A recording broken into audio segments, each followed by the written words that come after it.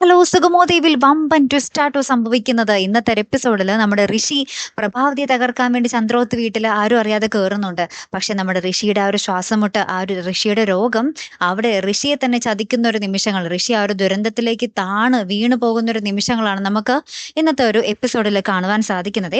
അപ്പൊ നമ്മുടെ രചനയും ദേവികയുമാണ് ആ ഒരു സമയത്ത് ഉണ്ടാകുന്നത്. അപ്പൊ തട്ടും മുട്ടൊക്കെ കേട്ടിട്ട് ആരാണെന്ന് മനസ്സിലാക്കാതെ നമ്മുടെ ദേവികയും രചനയും അച്ഛനെയും നമ്മുടെ നന്ദനെയൊക്കെ വിളിച്ച് പറയുന്നുണ്ട്, എടാ ഈ വീട്ടിൽ ആരൊക്കെയോ അതിക്രമിച്ച് കയറിയിട്ടുണ്ട് എന്നൊക്കെ വിളിച്ച് നമ്മുടെ നന്ദനോടും പറയുന്നുണ്ട്, അച്ഛനോടും പറയുന്നുണ്ട്. അപ്പൊ ഇവര് പോലീസുകാരെ കേട്ട് പോലീസിനെ കേട്ട് തിരികെ നമ്മുടെ ചന്ദ്രോത്ത് വീട്ടിലേക്ക് വരുക.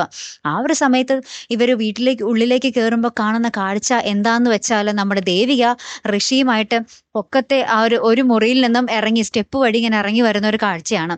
അപ്പൊ കൂടെ കുറെ വാർത്തക്കാരും ഉറപ്പായിട്ടുമുണ്ട്, അവരിതൊക്കെ പകർത്തിയെടുക്കുന്നുണ്ട്. എന്നിട്ട് അവര് വേറൊരു കഥ മെനയുകയാണ്, ദേവികയുടെയും ഋഷിയുടെയും പ്രണയം കൈയോടെ പൊക്കി സിദ്ധാർത്ഥൻ അല്ലെങ്കിൽ ചന്ദ്രോത്ത് കുടുംബം എന്നും പറഞ്ഞ ഒരു പുതിയ കഥ മെനഞ്ഞെടുക്കുന്ന ഒരു ദൃശ്യങ്ങളാണ് കൂട്ടുകാരെ നമുക്ക് കാണുവാൻ സാധിക്കുന്നത്. ദേവികയ്ക്ക് അടിക്കടി പിറകെ ഇങ്ങനെ ഓരോരോ തിരിച്ചടികൾ കിട്ടിക്കൊണ്ടിരിക്കുകയാണല്ലേ. ഇനി എന്തായി തീരുമെന്ന് കണ്ടു തന്നെ അറിയാട്ടോ.